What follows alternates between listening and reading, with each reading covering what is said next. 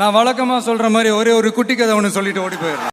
Hi friends, இவன் பேர் தான் வில்லியம். இங்கே சைக்கிள் டைனமோ வச்சுக்கிட்டு இயற்கையாக ஒரு ஃபேன் வச்சுக்கிட்டு ஒரு டேப் ரிகார்டை பேட்டரி இல்லாமல் சுற்ற வைக்கிறான்.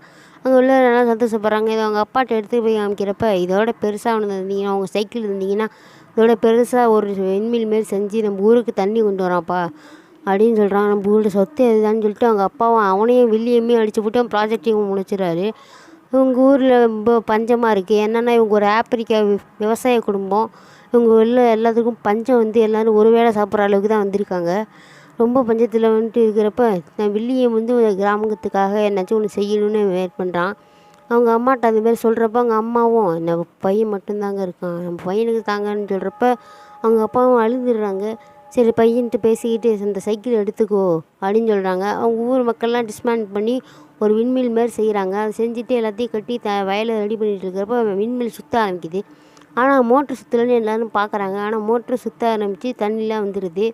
இது ரொம்ப ரியலான ஸ்டோரி. உங்களுக்கு வேணும்னா ஃபுல் வீடியோ கொடுக்குறேன் பாருங்கள். Subscribe please.